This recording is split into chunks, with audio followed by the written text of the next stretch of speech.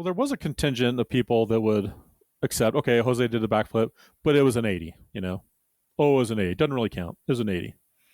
I don't buy into that at all. I think Jose's got his place in history solidified. He did first guy to do a backflip on a motorized vehicle ever. Now they're doing them on cars and jet skis, snowmobiles. He started it all. There's no question. He started it all. Started before that with the bicycle. So 80, 250, that doesn't matter. Same time, Carey Hart's got his place in history. To do on a big bike, and I don't know if he knew if Jose had done it or if Bob Cole had done it. Maybe he had known. Maybe he saw that video. I don't know. It's hard to say. I would like to interview him, by the way. I actually would like to interview Carey Hart. I'd like to interview Travis as well. Nobody had ever seen this thing before. Nobody knew it was possible. Nobody thought it was possible. Nobody thought it was feasible. Everybody knew it was deadly dangerous. I was nobody. I was some drywaller, 1984. I came here on vacation. Gymnastics on a bike, backflip on a bike. After I did the backflip on a bike, I went on to do a backflip on a motorcycle. But this young man is taking his own life in his hands for our entertainment purposes. Welcome back for an all-new Riders Lounge podcast. I'm your host with a face for radio and podcast, Steve Sommerfeld.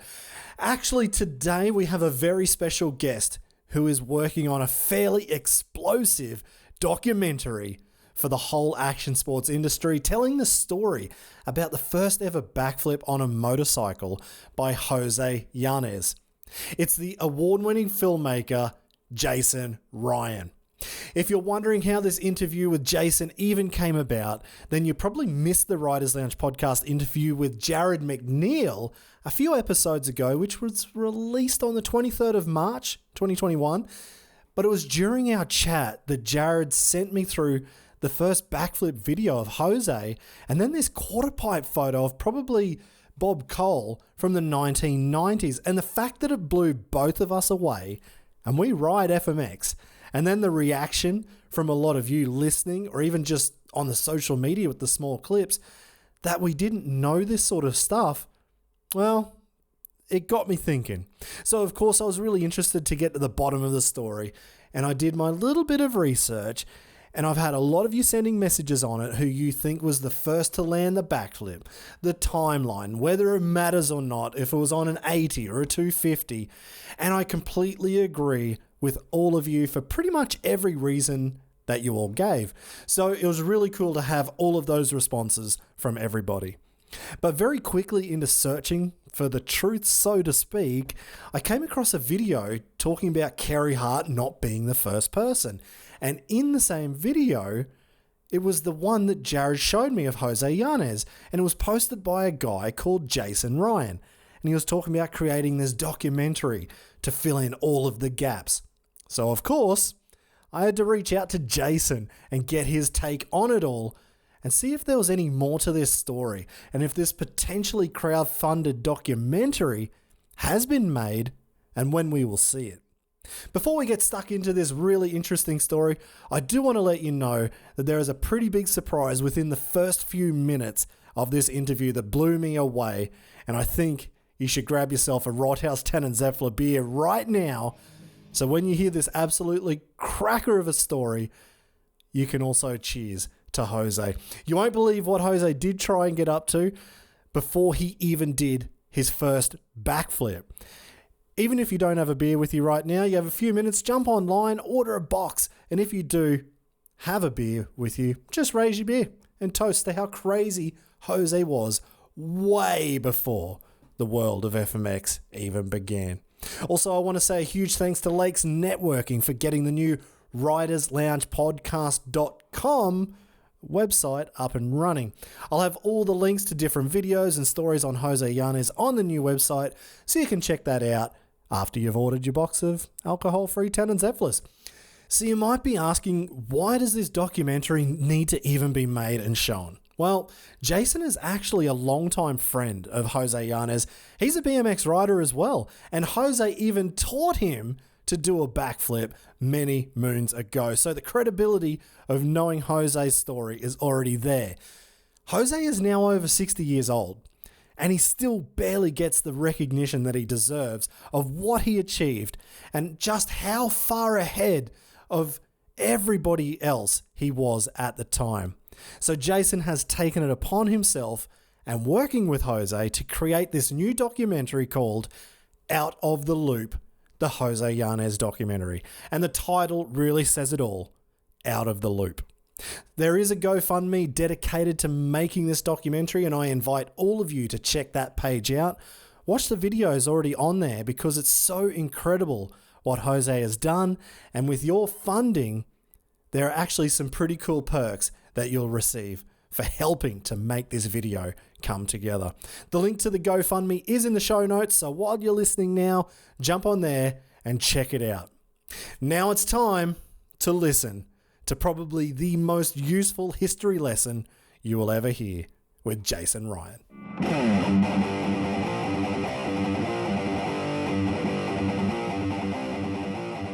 I'm just going to throw out the simplest question, but I'm sure it's not exactly the simplest answer.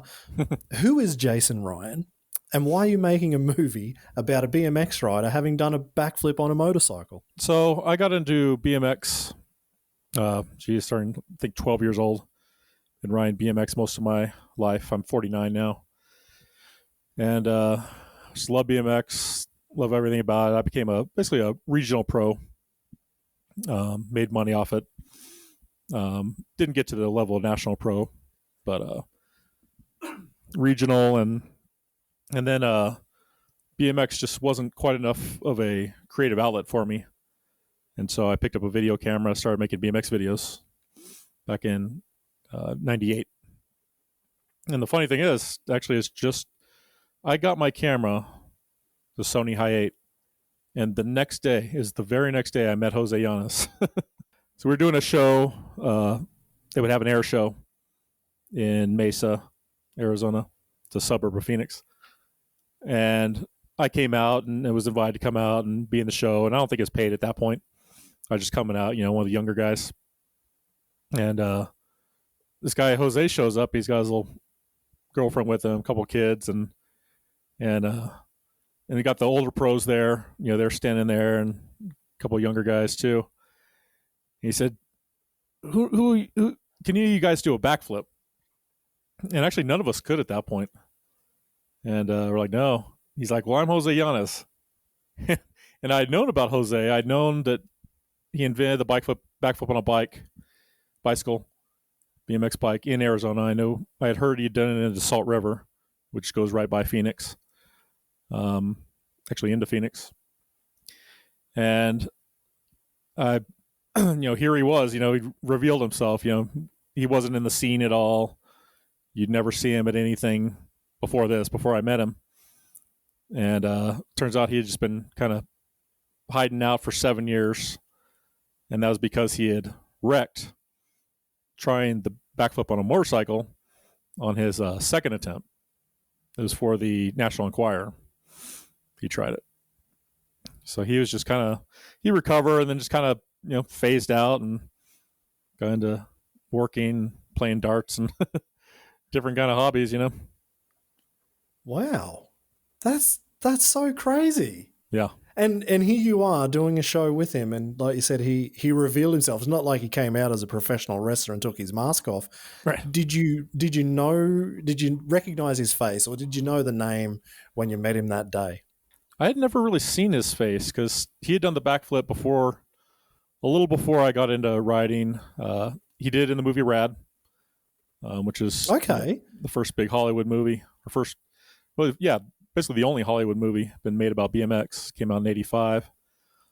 But he was the stuntman, so you never saw his face in the movie. I just knew all these kind of rumors about him, as this mysterious character. I think I might have seen a couple pictures of him doing the flip in the magazine. And when I started riding, he was the only one still who could do a flip. I think he was the only one who could do a flip on a BMX bike for about 3 or 4 years before anybody else did it. And when did he do that first backflip then on the BMX? He did that in 84. He learned it into the Salt River. He was a gymnast. growing up, and he didn't really ride BMX. He rode motocross, a little bit, dirt bikes, just messing around. No racing, anything like that. Nothing like you guys do. But he liked motocross, tooling around the desert. He liked gymnastics. He liked just hanging out with his buddies, doing flips off walls or diving into canals, doing crazy stuff, which the documentary goes into. I have a whole interviews with his friends, with his buddies he hung out with growing up. Yeah. And when his family moved in his senior year and basically forced him to move with them from Arizona to Colorado. So from West Phoenix to Pagosa Springs, Colorado. And he really wasn't happy about it. He had a gymnast or a scholarship lined up, but this screwed everything up for him. And so he's kind of lost and kind of figuring out what he wanted to do. He had this urge, he liked gymnastics a lot. And so he got into kind of working forestry, I think, and logging, different stuff like that, but and then drywall. And then but he always kind of had this urge to do something original, invent something for himself that nobody had ever done. And he actually started out, this will blow you away. His first goal was to do a front flip on a motorcycle. Huh. No way. Yeah, and I've got footage of him trying the front flip on a motorcycle. It doesn't come out good. Yeah. No way. Yeah. When did he try that? That was, I think around 83 or so. What? Yeah. Okay. I didn't think you were gonna blow me away within the first couple of minutes. Right. Right. And you've got the footage of his attempts. Yes. Holy it's crazy. crap. You just see awesome. This guy is so different. He just thinks so differently than anybody else. That is so unreal. Yeah. And was okay. That's before he'd done the backflip. And way before. He's already thinking about doing a front flip. Why on an 80?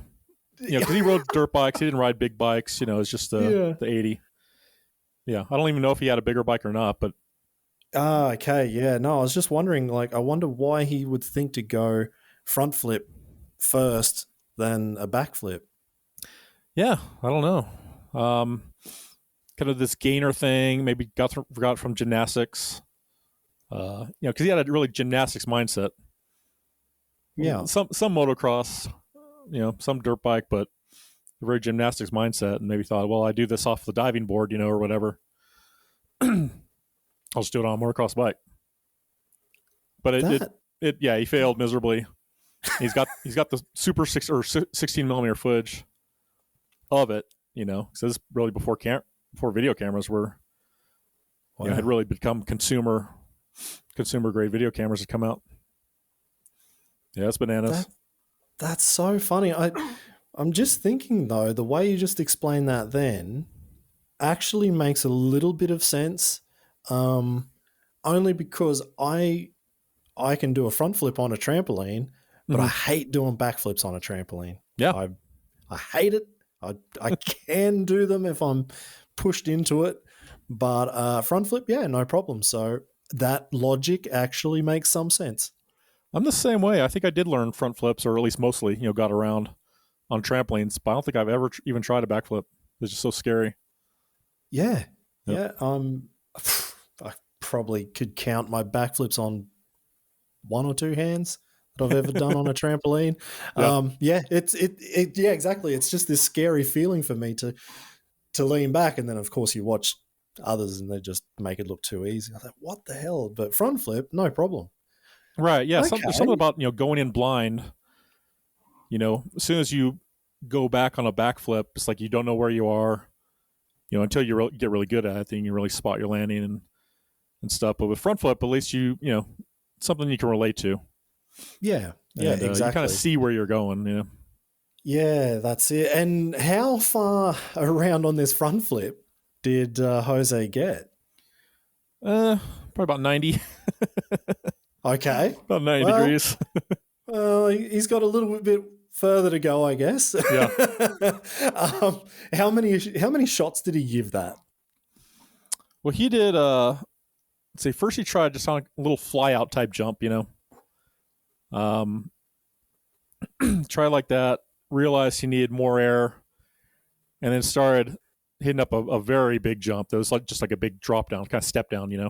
Okay. He'd come off the lip and it just dropped away, just like a sand dune, or kind of like a sand dune would. Huh. And he was traveling a long ways. It looked like probably at least 60 feet. Whoa. To me, yeah, he's going a long ways down this hill. But even he realizes, like, I'm not going to try to front flip off this thing. That was a little too much for him at that point.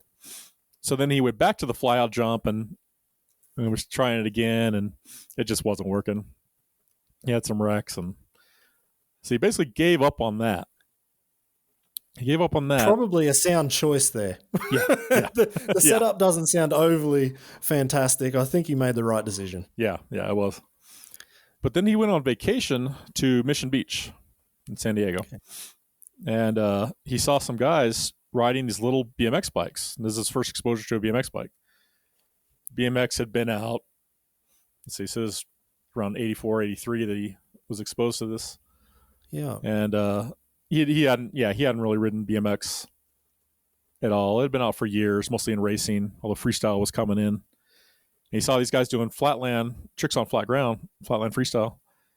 Yeah. And he had this eureka moment there. He said, hey, this is a light little bike. I can just throw this thing around. And there he had the idea to do a backflip on a bicycle. So simple. Yeah. Why wouldn't you? Yeah. And it is the most natural thing you can do off a curved ramp. Yeah, exactly. Yep. And at that point, had anybody attempted it at least? Do you know? They had been thinking about it. Yeah, I've done some interviews with the pros at the time. And they said Eddie Fiola, he was one of our biggest pros back then, rode for GT. Okay. And he said everybody had been thinking about the backflip. Nobody even tried it, Nobody even got close. Yeah. Trying it. And so he did it into Salt River? Yep. So what he did is he bought a bike, nice shiny bike. That's something he talks about, that's what's important to him, a shiny chrome bike. And, didn't know the brands, didn't know anything. It was like a kind of an entry-level bike, Kuwahara. Yeah. And he went down the Salt River, built a ramp, as close as whatever he thought could make him do a flip. It was pretty hacked together. But he was a carpenter of sorts, but he didn't know about, what we developed later with, cutting plywood, cutting transition, lane 2x4s across the, to connect the two pieces of plywood. He didn't know any of that. So he just did this kind of stick thing, whereas one 2x4 on top of another and kind of gradually going up. And but it worked pretty well. And so he started learning. Well, he didn't even try the backflip at first, although that was his goal. He went down, set up the ramp and everything, but he quickly attracted a crowd. People wanted to watch. People wanted to, because there's a big party spot. So people go down there and drink, and high schoolers, college kids, and then along came some BMX riders. That really raced. They raced at Chandler BMX, which was a huge track back then, and they wanted to try it. And they were. I got pictures that I'm using in the doc taken by the ABA, because the ABA, American Bicycle Association, was based in Chandler at that time, and it was at least one of the premier sanctioning bodies. They had a staff photographer that happened to be down there. He took a bunch of great pictures, a bunch of black and whites, and these guys were catching a lot of air. Yeah, well, they wasn't so much, but yeah. So he made that ramp good enough. They were figuring it out. They could air it out. It was doing its job, and then he thought, let's give this thing a backflip. Or yeah. So within the next few times going, he tried a backflip and didn't get around. It's just feeling it out, getting the feel of it. But before long, he talks about how just amazing it felt when he finally got around You actually feel the tires going down on the gravel, Yeah. and where he could have landed it on a ramp to ramp. Yeah, definitely. But then, if he was doing that then, and there was other BMX riders there, did they give it a shot as well? Actually, they did. They did try it, Okay. and he said they were doing better backflips than him, but he never told them that he was going to do it on land. Okay. That was the secret, because they were just thinking, oh, we're having fun, we're jumping our bikes, we're drinking, it's just a fun lake thing to do, Yeah. And they just never had that vision that he did. That's so funny. And Yeah. I wonder, at that point, just doing the flip into the water, and he knows it works and he can do it, and a couple other guys just did it. Did he think that was going to change action sports at that point? You wouldn't even know that would happen, surely. Or did he see the vision? I don't think he saw that far away. There's just the bike, BMX, motocross. FMX hadn't become a thing yet. Wasn't even anything. Yeah. Yeah. I mean, when did that came around? What, early 90s? Yeah, exactly. Jumping, Early 90s, yeah. Yeah. I mean, guys were doing tricks on motocross bikes. I think they've been doing no-handers for a long time, stuff like that. But yeah, it was just, there wasn't an industry. No, exactly. I think it was kind of like 95, roughly, would be the start. Yeah. You could say. Yep. That sounds about right. And so, he just did it because he wanted to invent something. He just had that creative urge, and it just came out of the gymnastics thing and wanted to do something totally original. And in gymnastics, they have there's a very creative element to gymnastics, and guys have invented tricks kind of like we do in BMX or FMX. He just wanted to kind of put his stamp on something. Absolutely. And from the water to going to dirt or to a ramp or whatever he landed it on, what did he land it on, firstly? He built a ramp. It was all wooden. It was all wooden? Okay, no problem. How long, landing. From the water to the ramp did that take? He spent a whole summer going out every weekend to the river to learn it. He was getting really good at them, getting them every time. And so I believe it was October, once it started getting cool. That's when he decided, he's like, all right, I want to do this on land. And so he contacted Chandler Track. He contacted the head of the ABA, actually, Clayton John. Yeah. And something I recently learned in an interview with him, I thought his first one was Chandler Track, and that was it. But he actually did one privately for Clayton John because he wanted to see if he could do it first before he did it in public. So that was his first one, was just for a couple people. Yeah, I mean, I would do the same. I would. I'd make sure I've got it down at home before I go and stuff it up in front of everybody else. Right. Well, it's like when you got it, And he knew you had the confidence, and I mean, he's still very scared. When he finally did it in front of the crowd at Chandler, he said he waited for 45 minutes. Or he had he had to psych himself up for 45 minutes, I should say. Okay. Yep. Was this billed as some sort of event then? That people were going to come and watch him do this? It was in conjunction with a big race. I don't know if it was the Winter Nationals. Winter Nationals is a big race that's held here in Phoenix every year. That I don't remember, I have to look. But it's some kind of a big race. And this is 1984. Yeah. I was born in 1984. It's just nuts. Okay, so he did that in 1984. I was watching a video on YouTube of him doing double backflips, and it said 1984 he was trying doubles into the same Salt River. That was was that the kind of the news piece? Where they did the kind of movie tone news thing. Yeah. That was actually in Colorado. He had already been in the circus. Jumping ahead a little bit. Yeah. And he was really looking at doing double backflips. He's jumping in the water. Obviously, you can see he got around. And he got him around sweet. That was not a problem. But he never tried that on land. Never tried Okay. double backflip. Yep. Because the guy in the news piece, I thought, oh, here we go. We're going to land this thing here, but then it stopped. Put the brakes on, but he's ready to go, and I was like, oh. But see, I don't know anything about Jose Yanez. Yep. I don't know an awful lot. I mean, I watch BMX, but I'm terrible on a BMX. I just watch it and just watch the guys go big. So, but yeah, I don't know Jose Yanez, and I didn't know he did the BMX backflip until the whole reason we've even got you here is purely because of Jared McNeil came on for an interview a couple of episodes ago. Right. And he just dropped this in the middle of our chat.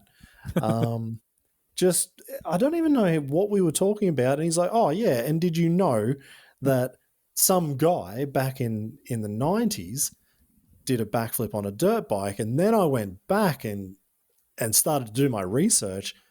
Oh, okay. This guy, Jose Yanez, he did a backflip on a BMX, did a backflip on the moto, tried double flips. And yeah, at 1984, he's already tried double backflips into water on a BMX. He's I don't now know if it was landed 84. That seems pretty early because he hadn't even done rad at that point. Well, then the YouTube has got it wrong. Yeah, I think YouTube might have Who that would one have wrong. thought? Yeah. Who would have thought, huh? I think it's more around 86, 87 he did that one. Oh, wow. My guess. Either Biggest turn with the circus at that point. Yeah. Yeah, actually, I think they were talking about the circus in that video. Yeah. So then I guess the credits or whatever it is on that clip maybe a little bit out. So yeah. But that's why you need to have a documentary. Exactly. To set the record straight. Set it straight off. That's what this is all about. Setting the record straight, giving Jose his place in history, BMX and moto history. Yeah. Exactly. And then inventors, he's an inventor. Invention history. Yeah, exactly. He did it when, like you said, you've got these other BMX pros at the time were talking about it, but no one had even given it really a shot. Yeah. This is a full invention. This changes the course of history for people riding a BMX. This is a whole industry built around one trick. For sure. Yeah. It's just amazing hearing you guys talk, you and Jared, about how, everything hung on the backflip. It's like you couldn't get shows. You couldn't go tours, for the most part, unless you could do this backflip. It kind of blows me away. Yeah, well, the backflip has been the biggest thorn in my side. It was, definitely. And I'm sure everybody who's listening to this now has heard me crap on about this damn backflip every time because it's like, it is the one thing that kind of made freestyle. At that point, like up until Carey Hart landed it, it was a big thing. Krusty Demons was huge, and it was making its own industry. Of course, that's why we were already watching it. But the backflip just changed it, and man, it was a pain in the backside for me to learn that. Yeah, and for a lot of other people, and it's still something like that one trick. That is the difference between getting to the show and not getting to the show. Right. Still to this day. Oh, I believe it for sure. It's crazy. So from 1984, landing the BMX to 1991, which we'll get to soon with the moto, what was he doing in the middle? What was that time period like? So he got a sponsor. Hutch sponsored him. It's a pretty big company back in the day. They had some really big riders, Mike Dominguez and Woody Itzen.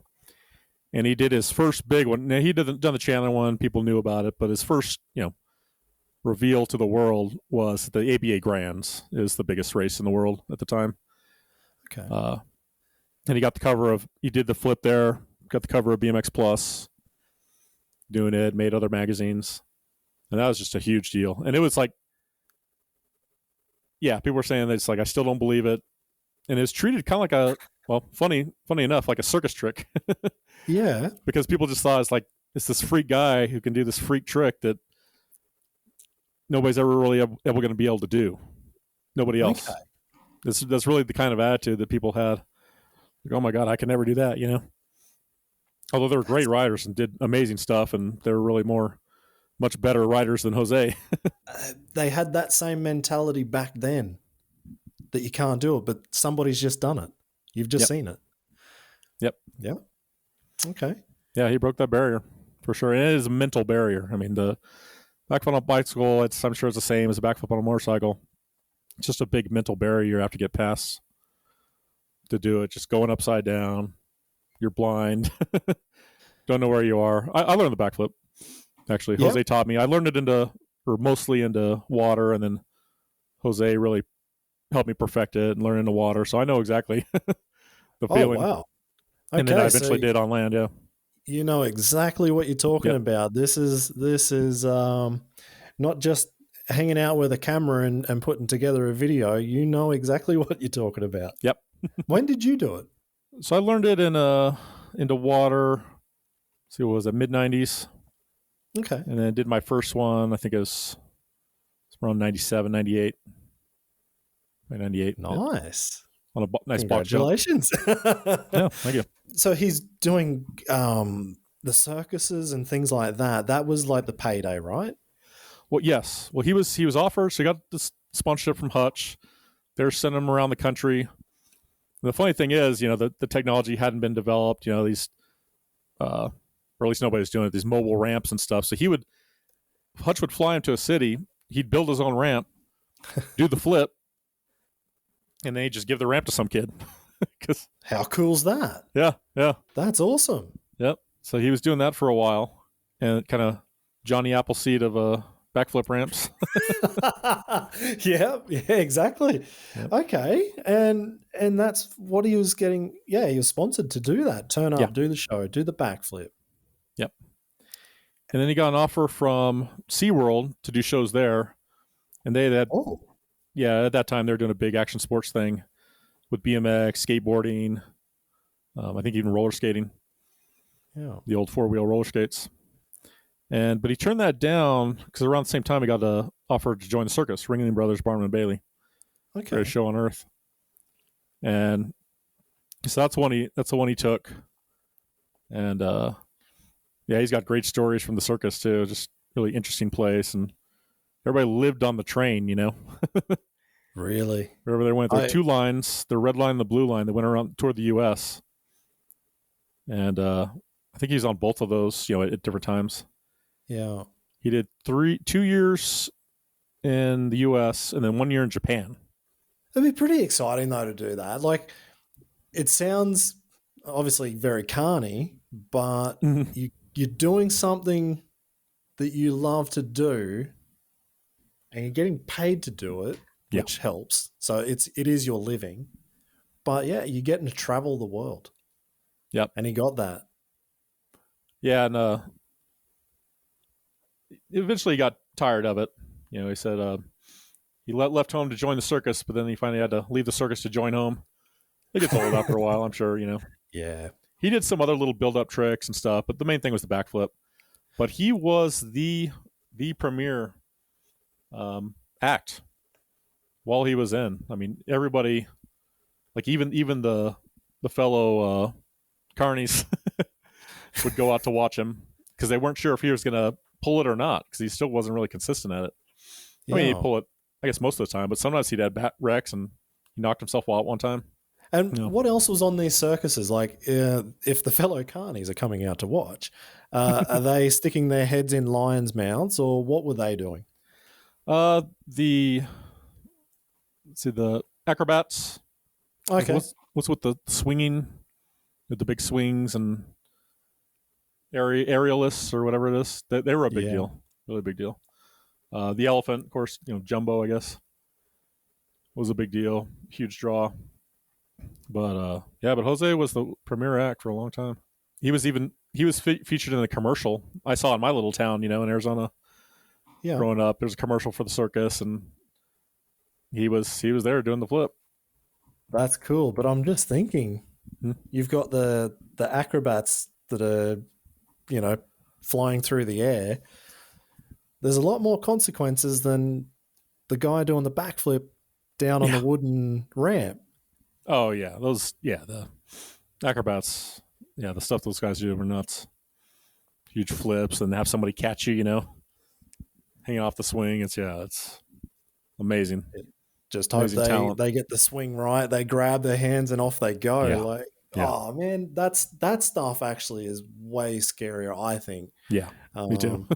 But then we don't know it either. We don't know what they're doing. So, I guess if you don't know, then it's scary. If you do know, for them, they're probably like, oh, this is easy. So they come out and they watch Jose do what he does. And so what year was that? Or what years were the circuses and all those kind of shows? So I believe from 85 or 86 to somewhere like 88, 89. Okay. I haven't gotten that far in editing, so I'll drill down on that, get the dates. No problem at all. Yeah. But he did do the movie Rad before that. Before the circus was the movie Rad. Yeah, when did that come out? What year was that? That was 85. That was 85. I think late 85, yeah. Man. So he's done a Hollywood movie, Yep. stunt performer. He's traveling.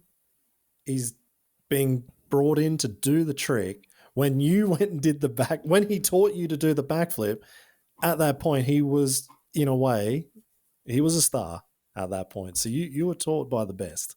Yeah. Oh, for sure, yeah. When I learn from the guy who invented it. Now, why did I not know that? Or, why is his name not coming through? Because what you've told me so far sounds pretty freaking incredible at that time. It would have blown everybody's minds. Right. Well, I think, obviously you're in FMX and not really in the BMX world, but, everybody knows who Michael Jordan is. Everybody knows who LeBron James is, Our BMX media is very shoddy about the history, telling the history, pass it on to the generations. I look at skateboarding, how well they've done it. They really, a lot of the younger kids even still know who Christian Asoy is. Tony Hawk, obviously, of course, he's still skating. Yeah. The inventors of the sport, of course, Dogtown Z-Boys was huge in that, to where the kids could learn, and done in a really cool way to show, the inventors of the sport, and Jay Adams and Tony Alva and Stacy Peralta, all those guys. But we haven't had anything like that in BMX, and we've had a very shoddy magazine, just magazine editors that just don't care about it. They don't want to pass it down. They don't want these kids. They don't think it's important for the kids to know who Eddie Fiol is, or Jose Yanez, or Martin Aprio. The biggest riders, most innovative riders that made the sport. R.L. Osborne's another one. And I think that's just one of the biggest shames. And that's one thing I want to help correct with this documentary. Absolutely. And why do you think that, though? Like, why is it because they've got too much other content for a magazine to not bother? Or I don't know. Like, I can't think of a reason. Just off the top of my head. Listening to me, it's just like, well, that's not now. That was then. It's not cool. Bikes look different now. They're lighter. We do different stuff. We're doing double backflips now. We're doing triple backflips now. I don't know. It's a strange thing, and I just think it's a real shame. Yeah, like let's say from the freestyle community, I would assume most of the younger guys coming in, they all know who the first guys were back in early 90s. That's great. Starting it, getting, let's say 95 when it really started to kick off, and then 2000s and on. I'm going to take a stab in the dark and say most, if not all, young riders know who the big names are. And even the little, let's say not the big names or the little names, but maybe the guys who were quite instrumental but even didn't get that much of a mention, they probably still know those names. Wow. I think because, let's say with our tricks, like maybe the tricks, a lot of them are named after riders somehow or whatever, and it gets spoken about a lot. So I am quite surprised, that the BMX community didn't bring the story forward. Yeah. It's a shame. Bit of a shame there. Now, that was the circus that he, let's say he got out of the circus at the end of the 80s. Yep. He did the motorbike backflip in 1991 on the RM80. Yep. What led to that point in time? How did he get to that point? Well, I think, he wanted to do the front flip on a motorcycle. So he always had that in the back of his mind. He liked motorcycles. He was he basically became a BMX rider, but he always loved those dirt bikes. And once he had seen, once he could do it on a BMX bike, it's just kind of the next natural thing. It's like, all right, backflip on a motorcycle, but with a bigger ramp. Yeah. He knew that he'd have to make something a lot bigger to do it on a motorcycle. Get the lip right, and you got suspension to deal with, and of course the bikes weren't near as good from what I can tell as they became, for freestyle motocross. Yeah. 7-8 years later. And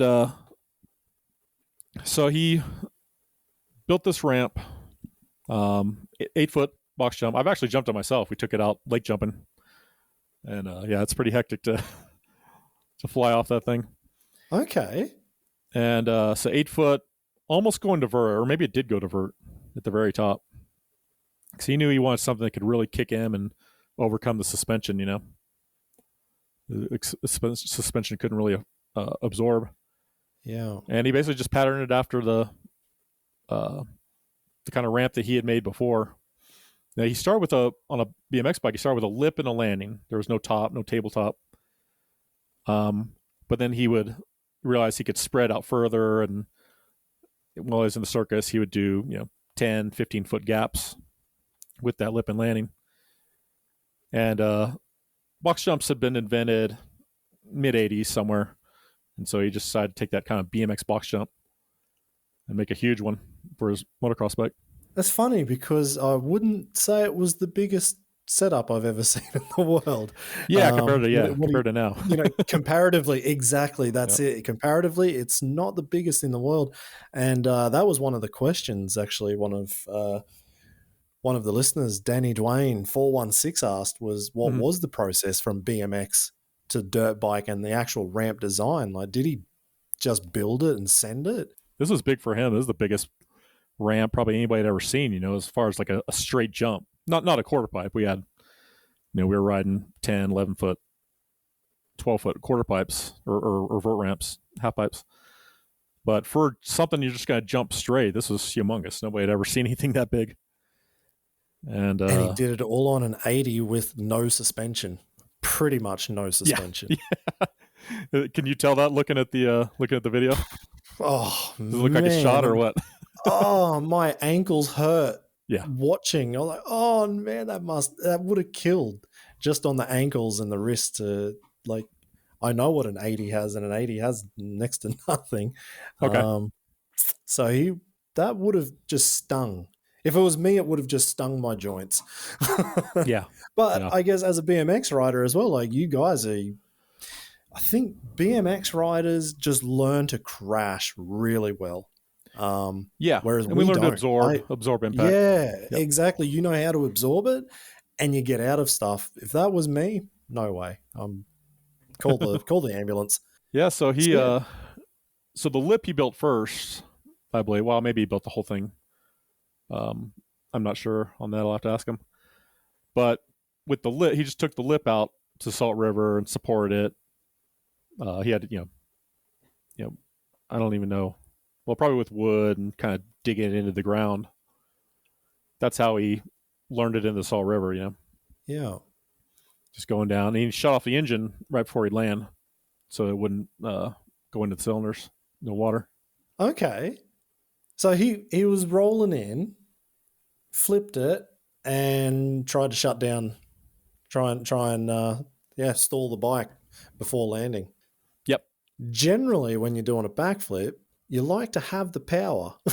You like to, I mean, when this is what we know now, but as you're taking off, like you want to keep accelerating through the takeoff. Mhm. And when things don't go that great, you're generally panic revving it to bring that backflip around. And he was going the opposite. Oh, I better shut this off so I don't get any water in the motor. Well, he might have done that because I know he would say that he would shut off right before he went into the water.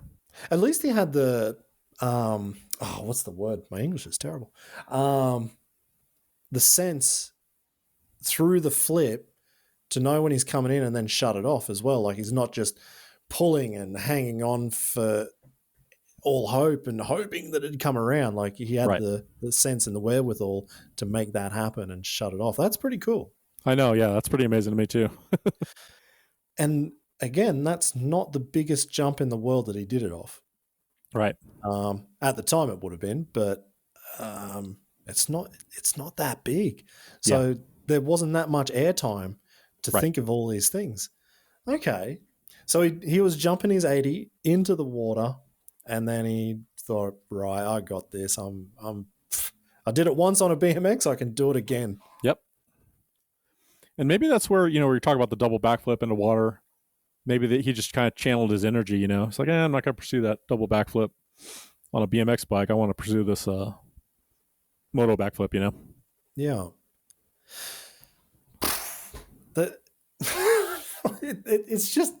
It's blowing my mind a little bit because the double backflip on the BMX, he could do that.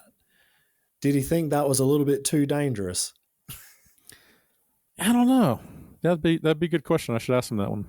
Yeah. In an upcoming interview. I'm interested to know why he didn't do that. Yeah. But he gave the motorbike a shot. Yeah, you're right. Both quite dangerous, it turns out. All right. No, I'm going along with the story. It's really good. Okay, so then he took it from the water to dirt. How long was that transition? I don't know. I know when he got out of the circus, he landed in Pagosa Springs, where he was, where his family had moved. He's there for a while, went back to Phoenix. That's where he started learning the backflip on a motorcycle into the Salt River, was in Phoenix. And then just because of the land and, just the area, having space, he decided to build that box jump back in Pagosa Springs. It's in Colorado. And so that's where he did it. He got a few guys together, a couple video cameras, guys helping him build, and there were probably 8 people out there when he did his first moto backflip. That's cool. Yeah. Small crowd. Yeah, small crowd, but again, it's like when he did it that first time. Just to make sure that he could do it before he did it the next, at the show. How many times did he actually attempt it before he landed it? He wrecked once, and that's in my trailer for the documentary. And then he pulled the next one. So second attempt. Really? So the video footage that I found, or actually no, I think Jared sent it to me. The video footage that Jared sent to me, one crash. Yep.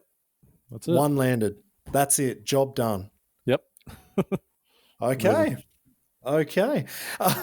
On that first one, I gotta know though, he lost his helmet on crashing. Yeah. I just thought, okay, this is getting pretty wild. Yeah, he wouldn't strap it. He would never strap his helmet. Didn't strap it? Yeah, wouldn't strap it. Okay. Good to have the brain bucket on. Nice. So, did he wear a helmet when he was doing BMX? Yeah. Or at that time was they not wearing helmets? No, he's wearing it. And he wore it. Okay. Yeah, he wore a full face. But I don't think he strapped that either. Yeah, he didn't strap it either. Okay, I remember now. So what he liked to do in the circus is he would do some warm-up tricks, I think without a helmet. Do some more flatland tricks, warm up. He'd put the helmet on, they'd build it up, the drums and everything like that.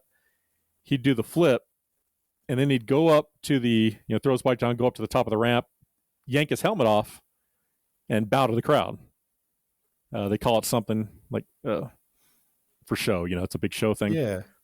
There's actually a name for it that they use. Okay. But he didn't want to have to sit there and fiddle with the straps. He just wanted to be able to pull it off, and so that's where he got that.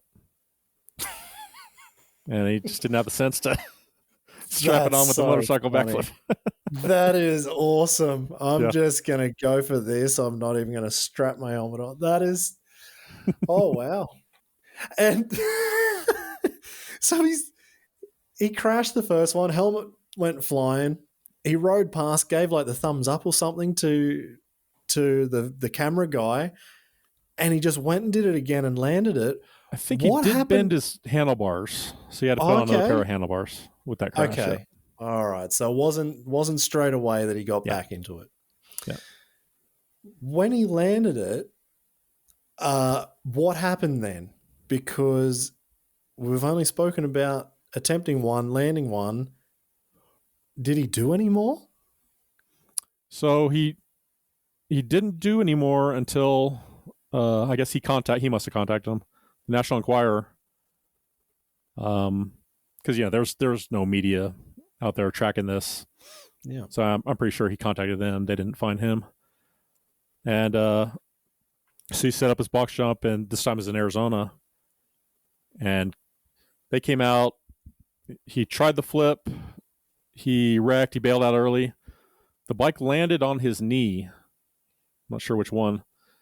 And it landed so hard that it broke. His cross braces were 4x4s. It broke the 4x4 under his knee. Oh, no way. Okay. And what was the end result of that? So basically, for 7 or so years, he hadn't really interacted with anybody until we met at the air show. Wow. He had just kind of phased out of, he said it basically healed up, or it did heal up completely after a couple of years, but then he just, time goes on, he kind of forgot about BMX and moto, had a family, working, support him, life. Life got in the way.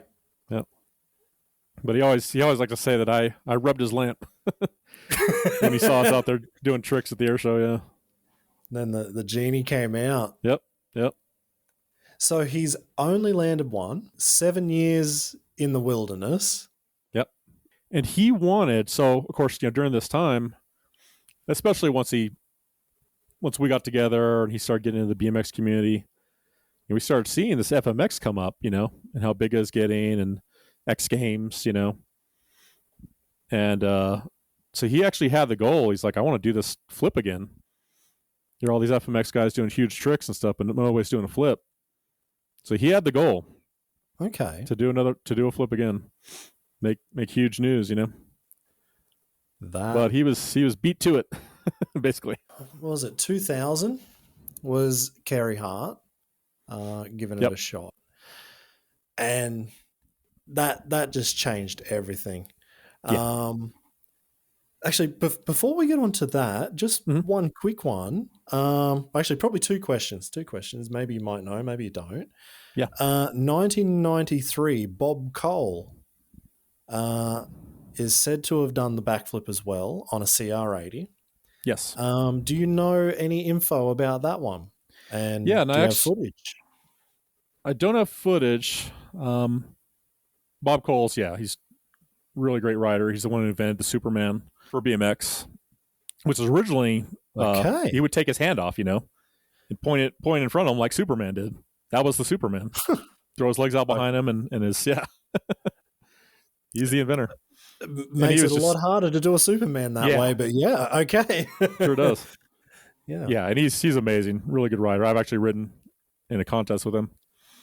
That's cool. Mid 2000s or 2005 or somewhere around there. So I got to meet him, hang out with him. And, but he was, he didn't know about Jose. Jose didn't know about Bob, neither one. So in a way, they really both invented it. Although Bob was a little later, from what I understand. 1993. Yeah. And he did it. Yeah, he did a bunch of them. He did a ton of them. Did his first ones, and then he got hired to do it in between monster truck shows. So he was like the halftime act. monster Right. truck shows. And he was doing 80cc backflips Yep. at monster truck shows. Yep. In the 90s. And he was even in a AXO video or AXO, Okay. that brand. Now I've never seen it, but I had heard about that he was featured. His flip was in an AXO video. Okay. So it's out there somewhere. Whoever's got that AXO video.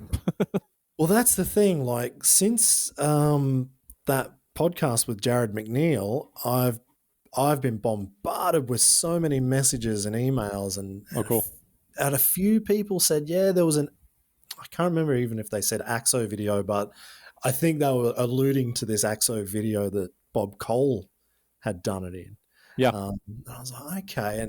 But again, they were like, well, who's got that footage? Like, that's probably long gone and never to be seen again. But hopefully someone does have it. That would be hopefully awesome to see. Yeah.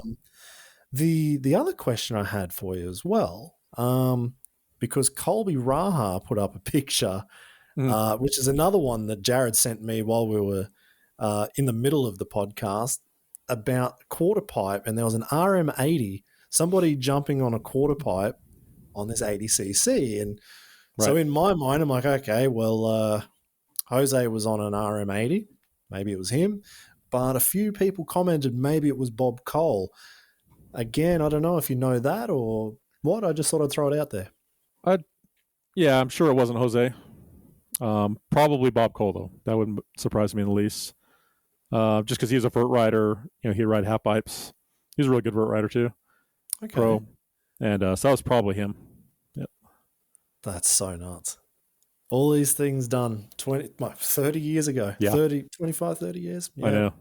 Unbelievable. How high was he getting in the picture? I haven't seen it. It wasn't huge. It was maybe a fair few feet, I guess, out of the top.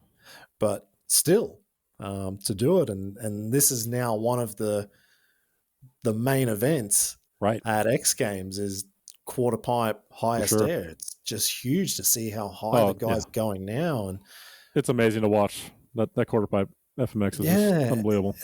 It took a long time, I think, for quarter pipe to really catch on like that.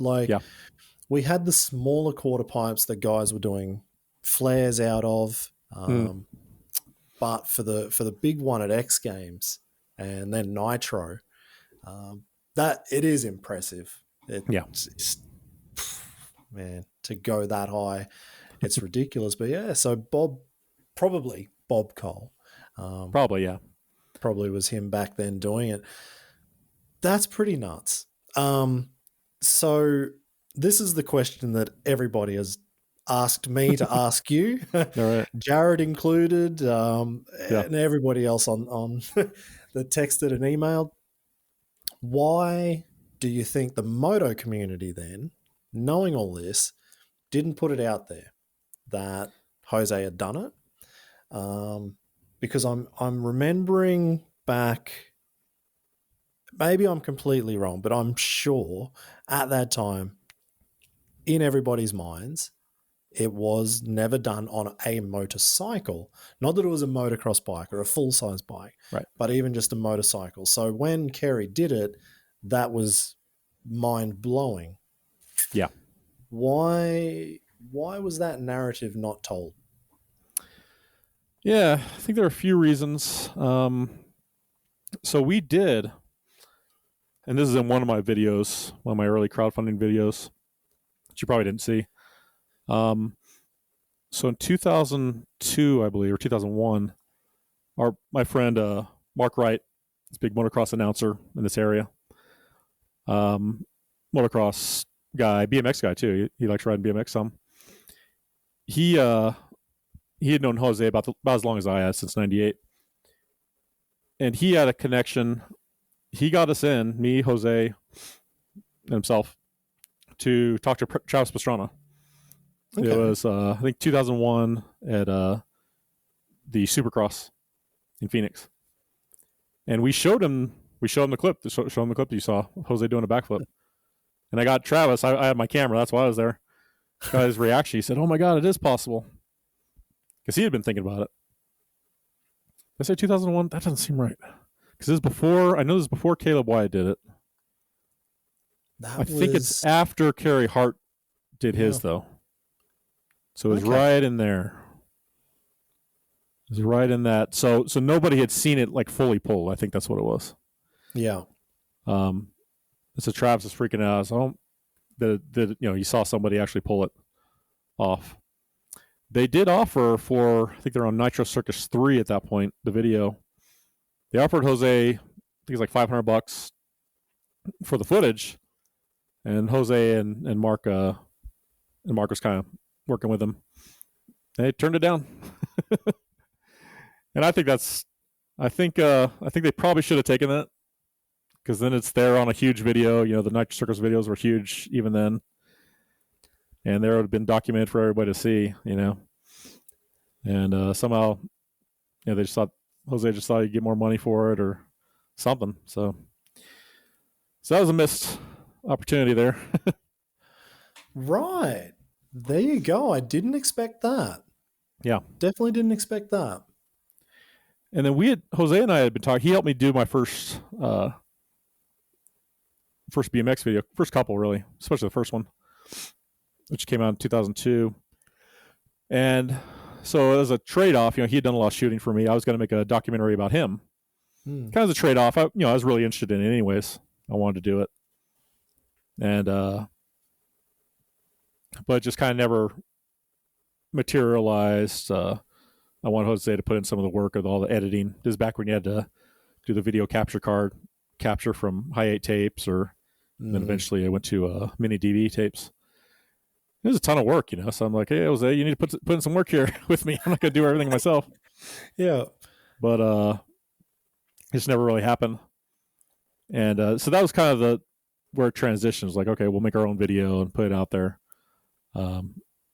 Documentary about Jose and invented backflip on a bicycle, backflip on a motorcycle. But he did make some more efforts. I don't know if he wrote letters really to the media. I do know that he and Mark went to, when they came to Jobbing.com Arena. It's on the west side of Phoenix. A few years later, a big FMX show it's like a jumping show. Yeah. And he went down. They talked to Brian Deegan. They talked to some of the big guys at the time. Twitch, possibly. I do remember Deegan was there, and they didn't get so welcomed. Right. I think at this point, it's just so firmly in everybody's minds. Oh, Carey Hart, and he might have been there too. I really don't remember. The Carey Hart invented it, and he's the first one, and they just really didn't want to hear any other kind of narrative, which I think is a shame. And they're kind of like, who's this guy? And Jose's got a very kind of wacky personality, so he's I think they're kind of looking down on him, say, hey, who's this guy? He's kind of acting kind of weird or whatever. He's always, I guess you could kind of say this about a lot of inventors. Yeah. A lot of people who live out of the box, out of the loop, Yeah. Who's this wingnut coming in here telling us to do the backflip, whatever. So got a pretty cold reception in the pits. Yeah. Which I think is a shame, But, it wasn't just those guys. The FMX media, I'm sure they had heard some about this, but nobody wanted to talk about it. Actually, the most traction we ever got with the story is then when I put it on I was happy to see that the Freestyle Motocross Wikipedia page had a whole section about the evolution of the backflip. That's what most of the page is. Yeah, exactly. Yeah, it is. Now, they had Bob Cole in there, and they had Carey Hart in there. I think they might have had Caleb Wyatt, but I put Jose in there because there was nothing about Jose. Yeah. And it was not disputed, and it's still up there. And there it is. It's still on. Yep. When Carey did it, and you said up until then, Jose was actually thinking about doing it on the big bike. How far along? Actually, he wasn't thinking about doing it on a big bike. He was going to do it on the 80 again. Okay. Sorry, I thought you meant the big bike. Okay, so he was going to give it another shot on the 80. Yes, he was going to do it on the 80 again. He actually had an 80 Honda.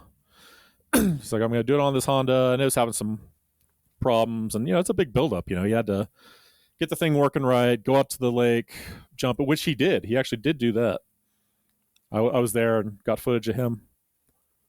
jumping it into the lake. But there were some more problems with the starting back up. As an old bike, it wasn't well maintained, Yeah. And so he got that far, but didn't get to the doing it on land again step. And that was But- it. Yeah, so he wanted to do it on the 80. And like I said, this is before Carey had tried it on the 250. Once Carey did it, what was his thoughts? Like, did he think any more of it, or like did it put this fire inside the belly, or he's just like, nah, I'm done with it. Pretty much done with it. Yeah, you see, Carey did it, and then it wasn't long after Caleb Wyatt did it on the 250, and then you got like Metzger or Travis, and so he's just kind of And it all just so original at that point, yeah. It all just slipped away then at that point. Yeah. And it's not surprising that he got a bit of a cold shoulder. Yeah. Coming out of the woodwork and say, yeah, I did this 10 years ago. What are you guys doing? What are you talking about? I can imagine how that conversation would have went. Exactly. It is kind of strange because I mean, this is back when I was in Australia on probably the worst internet known to man. Even where I was, it was probably much better where you guys are there in America. And I heard rumors of it, but I never saw anything. Never saw anything about it. But actually, another friend of mine, Evansy, he was telling me he saw a video called Flipped Out, maybe from about 04 or something like that, and there was some footage. But again, I haven't seen that, and maybe I don't even know what the video was. Maybe it wasn't that big. Maybe it was, and I just missed it. But if a lot of people saw it, we wouldn't be talking like we are now. Right. It would be well known. So again, we've come back to the point where Carey did it. The moto community weren't interested in it. It all kind of slipped away from Jose. Yeah. Why now? Why are we talking about this now in 2021? And you're looking to make this documentary. When did you start the documentary stage for this? We had been talking about it, like I said, for a while. Good while. Geez, probably 13, 14 years. And finally, it was supposed to be my next project after my first BMX video, which is called the Carney and Trailer Trash Show. Okay, cool. So it was going to be the next project, and with not getting Jose to chip in, and with some of the work and stuff, and none of this was funded. Just all passion project. Just did all in spare time. I would even take jobs where I didn't have to work as many hours, just so I could dedicate. But that gets old after a while. Yeah. Tell me about it. You gotta make enough money to live on and stuff. So, but Jose, he determined 2014. He's getting older, and at that point he's in his 50s. Like, I really want to at least get this thing done, and just so at least set the record straight. Think about his legacy.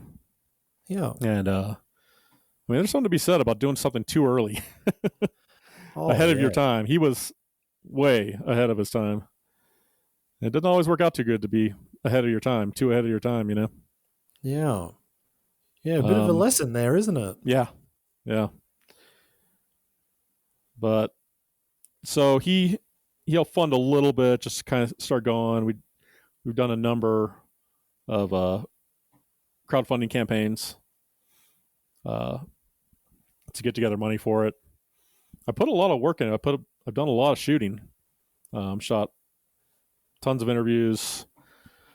I've got all kinds of stuff, Jose's from the circus, footage, 16 millimeter VHS footage that Jose's taken, whatever he's been able to hold on to. He hasn't been great at holding on to everything, but we got enough, which is good. Sometimes somebody will send me something, like somebody had a footage just for a home camera from the Jose doing the backflip at the Grands, the BMX backflip. So that's good. That's helpful. So did that you're getting this new footage because you put it out there, that you're going to make this video and people, Yes. oh, I've got something. Oh, let me just pull this old video out. Yeah, I found it always helpful to put out like some kind of teaser trailer with both my full-length BMX videos. It always helps get attention, sponsors, and it definitely worked this way with this one as well. The Out of the Loop teaser trailer. Not as much as I'd like. I've hit up a number of BMX sponsors. Nobody's really interested. FMX, why would they be interested? In their minds, it's still Carey Hart to do the first one. Although I've talked to some of the magazines actually, to try to get some attention for it. Not so much sponsors, but yeah. So really, it's just I want to finish it. Well, Jose's still alive, to cement his place in BMX, FMX, action sports history, because it's just kind of mind blowing to think is he was not only the first guy to do a backflip on a wheeled vehicle. Well, I guess wheeled vehicle as far as I know. Yeah. The only thing closest to that I'd say would be the guys doing the ice skating backflips. Okay. I'd heard of people doing those back like in the 40s, where you turn backwards, you're skating backwards, and you do a flip. Yeah. But that's not really a vehicle, it's on ice. So Jose did the first backflip on a wheeled vehicle, and then he did the first backflip on a motorized vehicle. And so it's certainly documentary worthy. Absolutely. And what is the end goal? Is it the legacy? Is it not rewriting history, but actually having it included in the history? Or what is the end goal for you? And what is the end goal for Jose as well? Yeah, hopefully it'll, finally rewrite history. It's a great story, no matter what, no matter how far this film goes. Jose's a great character, which you need for documentaries. Interesting people. Yeah. And he certainly is. I got a lot of interesting characters in it. And so really just telling the story. It's fascinating. No, I think you're absolutely correct there. It's crazy. It's absolutely crazy that for so long we didn't know. 30 years we didn't know. When do you think we would get to see this documentary? Well, yeah, it really just depends on this kind of money I can raise and that gives me the time to do it. So I'm a working cinematographer now. I have my own production company, so sometimes I'll do stuff for clients, start to finish, commercials, promos. Got a music video I'm directing coming up. But without the support and funding for this documentary, I just have to do it as I have time. During all the lockdowns and everything like that, it gave me some time. I was able to get a good jump, put in some solid hours. But now I need to dig myself out of a hole. So yeah, work while the working's good. So that's what I've been doing really since the end of January. Doing a lot of work. Yeah, shooting for TV shows, reality shows, anything that looks good and pays the bills. Been doing editing, commercials. So make hay while the sun shines. Yep, exactly. Okay, so you're basically waiting for, let's say, the crowdfunding to reach a certain limit. How can the fans get involved and help you get that done? Where do they go? What do they need to do? What else is there that can be done to make this documentary come to life sooner? Yeah, I have a GoFundMe up right now, and like I said, I've done a few. You might see a few out there, but there's only one current GoFundMe you can contribute to. I'll put the link to that in these show notes. So great, thank you. Yeah, no problem. And so you can go there. I give away a lot of great perks for donation. I have T-shirts and posters and patches and it's good stuff. So I want to reward people for helping out. But then, of course, the ultimate reward is really seeing this thing made. That's more important than anything. Yeah, absolutely. He is getting towards 60, I think I saw in the teaser video. He is 63 now, I think. Oh, okay. So the teaser video is a few years old. Yep. Oh, okay. Right. We need to get this video sorted ASAP. Come Right. on. I know. Okay, so it's on GoFundMe. Right.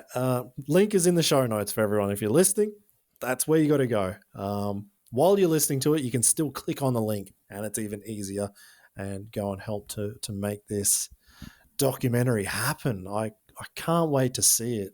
What is? I did see that you were also involved in another pretty big one. Was it called Solo?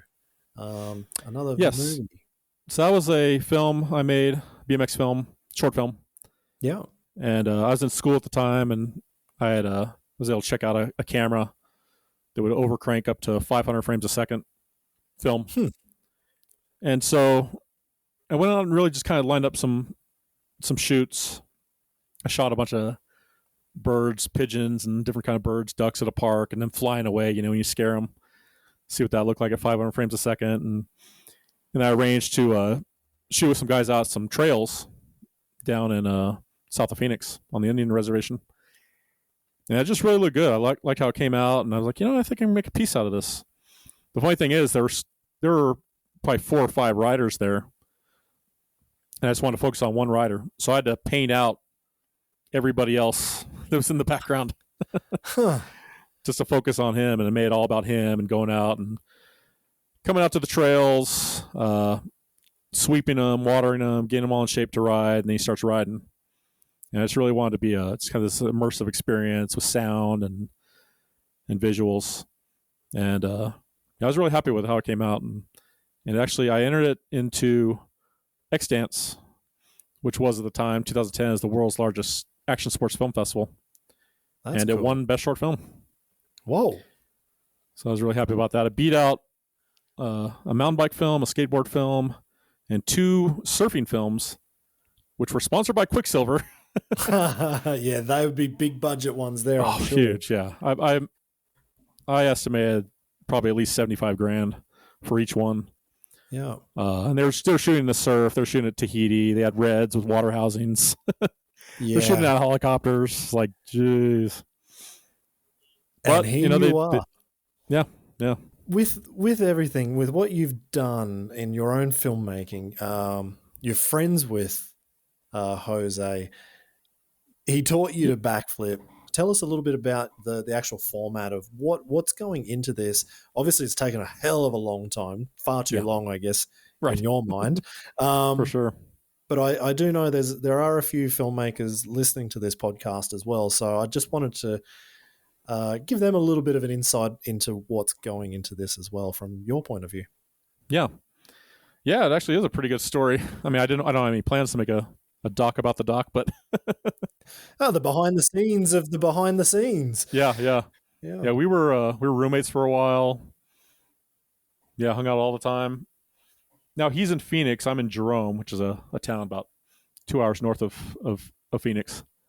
I run a film festival here with my fiance. So I don't see him as much. I do need to line up some more interviews here pretty quickly. Actually, one of the next steps, I want to get him to talk about learning that or trying that front flip on a motorcycle, just to see his thoughts. You have to. Yeah. Absolutely. I'm blown away that he tried it. Yeah. So that's really interesting to me.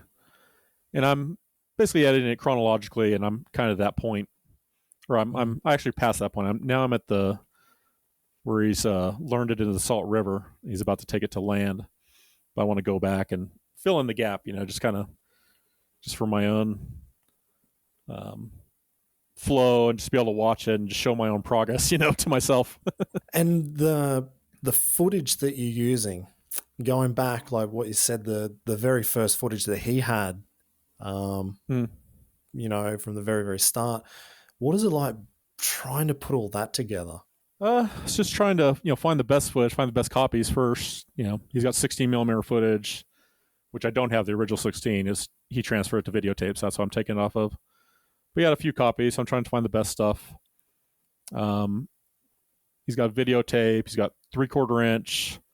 So everywhere he'd go for the circus, they'd want to do a news piece, a local news station. Yeah. So he had a few of those news hits, about the circus, and they'd pretty much always feature him because he was, the premier act. So with technology now, it's pretty easy. I just try to mess with color and just whatever tools I can to make it look as good as it can. But of course, the resolution on 16 is so low resolution compared to HD now. But people accept that once they see it. And Yeah. That's what I was wondering. Like, how will that come out from that kind of old footage? yeah, well, that's one of the things I'm so happy for is those ABA photos. That ABA photographer, that stuff is sharp. Black and white photos. And I animate them. I do some cool stuff with them. To make it interesting. But those, full 35 millimeter, the guy was shooting on, and so you can see the 16 millimeter. It's kind of fuzzy, but at least you see what they're doing. You see the action. But then I can cut to the beautiful 35 millimeter photos, and you can see everything really nice and clear. I've actually got a message from Danny Dwayne again, 416. He was saying, this is like if Indiana Jones found an ancient FMX artifact. Nice. Is that how you see it? Yeah, that's good. That's a good way to put it. Danny, I'll send you his link on Instagram. You can quote it. Yeah, please do. Actually, is it on Facebook, or can you send it on Facebook? Yeah, I'll send it on. I think it's Instagram. I'll send that through to you. So of course you've got the two sides of the debate: who did the backflip, who didn't, and that was another massive thing that came out of right. the podcast interview not long ago. And I agree on both sides for sure. Did Jose have any thoughts on that at the time when Carey did it, and then when everyone took over? Does he have any thoughts now? And do you have any thoughts? What's your opinion on it? Well, there was a contingent of people that would accept, okay, Jose did the backflip, but it was an 80, Oh, it was an 80. Doesn't really count. It was an 80. I don't buy into that at all. I think Jose's got his place in history solidified. He did first guy to do a backflip on a motorized vehicle ever. Now they're doing them on cars and jet skis, snowmobiles. He started it all. There's no question. He started it all. Started before that with the bicycle. So 80, 250, that doesn't matter. Same time, Carey Hart's got his place in history. To do on a big bike, and I don't know if he knew if Jose had done it or Bob Cole had done it. Maybe he had known. Maybe he saw that video. I don't know. It's hard to say. I would like to interview him, by the way. I actually would like to interview Carey Hart. I'd like to interview Travis as well, especially with that tie-in where we showed him the video, and then Jose doing it, and Travis started doing it within months, I think, a year, months. Yeah. I'd like to interview Jared. I think he'd be a great interview. Somebody, big pro, coming along, discovering this, thing that had been suppressed for years in the FMX media. Yeah. And I definitely want to interview Bob Cole too. I mean, he's a huge part of this. Co-inventor, in a way, of the motocross backflip, because they didn't know about each other. I do know that. Whatever the exact timeline is, I do know that they didn't know about each other. Yeah, it's not like they tagged each other in some posts back then. So if you don't know, you don't know. Yep. Okay, and do you know from Jose what his thoughts are on all of that? Yeah, he was bummed. He was bummed they didn't get the coverage. He felt he deserved. I think he deserved, for sure. Like I said, it's not just the FMX media that's failed him. I think it's the BMX media that's failed him in a big way. And failed all of our originating pros. Maybe you just never know, trickle down effects, and if our BMX media had made a bigger deal about Jose and the pioneers, maybe people in FMX would have caught on earlier. I don't know. We'll never know. That's the thing. We'll never know. It's Yeah. yeah, Never definitely. It's just writing the history and just giving credit where credit's due. It's not even rewriting the history. It's really writing the real history, Yeah, exactly. That's it. telling the truth about what happened. It's a shame, It's like Jared shouldn't have to find this, years and years and years after it happened. Never should have been suppressed, No. It's a key part of FMX history, especially the backflip. I mean, if it was just any other trick, it wouldn't matter as much, but it's just so huge. And just the impact it's had on BMX, FMX, and all of action sports. Well, that's the funny thing, because I've written a book on freestyle, so it's called The Ultimate Guide to Freestyle. I wrote that, I think it was 2008. Cool. Wow. So we released that with Freerider MX magazine, and I was writing for the magazine since maybe 2005, 2006, something like that. And so I've been writing for freestyle media. Yeah. And wow. I had no idea. And that's the thing, like, I've just no one knew. Yeah. That's the thing. And like you said, you get to this point where Jared McNeil in 2021 loses his mind. Going, what the hell is this? Why didn't we know about it? Well, Right. What I wanted to say, I did reach out to Jared and I told him that I was going to interview you today. Mm-hmm. And he was like, oh, that's so awesome. And so he did send me a couple of questions, and we've definitely covered everything anyway. Yeah. But he did want to throw out an invite for Jose. If he wants to come out and do a backflip, he is more than welcome to go to Jared's place and give a backflip into his foam pit, a shot. Cool. So, yeah, the invite's there. I don't know if he's up for it. Yeah, I don't know either. Over 60 years old.